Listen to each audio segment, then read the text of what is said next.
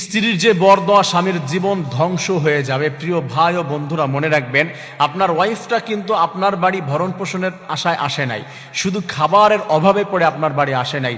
এই মেয়েটা এসেছে সুন্দর একটা বন্ডিং সৃষ্টি করার জন্য, একটা ভালোবাসার টানে, ইসলামিক বিধানে আল্লাহ রাব্বুল আলামিনের সেই কালিমাকে সাক্ষী রেখে এসেছে আপনার কাছে। তারও অধিকার রয়েছে।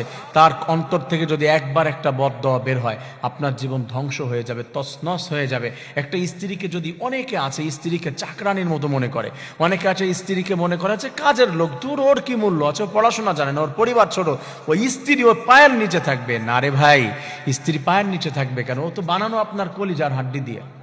হ্যাঁ, কলিজার কথাই বলছি, তার মানে এখানে কলিজার উপর দিয়ে, বাম পাঁজরের হাড্ডি দিয়ে আপনার সৃষ্টি করেছে। আপনি তো এই জায়গাটায় তাকে স্থান দিবেন, আর আপনি তাকে স্থান দিয়েছেন পায়ে।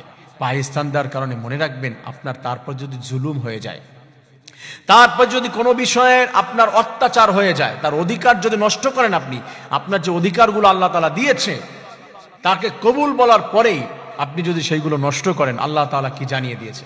আল্লাহ রাব্বুল আলামিন বলেছে, বান্দারা শোনো, ইন্নাল্লাহা লা ইউহিব্বুজ জালিমিন। আল্লাহ রাব্বুল আলামিন কোন জালিমকে, অত্যাচারীকে পছন্দ করেন না। স্ত্রীর গায়ে হাত তোলে, স্ত্রীকে মারে এবং স্ত্রীর প্রতি অবজেকশন দেয়, তার প্রতি জুলুম নির্যাতন করে, আল্লাহ তাআলা বলে দিয়েছে, এই মুহূর্তে একটা স্ত্রী যদি তার জন্য বরদোয়া জানিয়ে দেয়, আল্লাহ তাআলার কাছে বরদোয়া করে হাত তুলে, রব্বুল আলামিন এই জালিমের হাত থেকে তুমি আমাকে রক্ষা করো, আমাকে বাঁচিয়ে নাও, আল্লাহ তাকে ধ্বংস করে দাও, এমন করে যদি একবার বরদোয়া করে, আপনার জীবন সব দিক দিয়ে ধ্বংস করে দিবেন আমার রব। So be careful. মনে রাখতে হবে যে স্ত্রীদেরকে জুলুম নির্যাতন করা যাবে না, তাদের মুখ থেকে যেন বরদোয়া বের না হয়।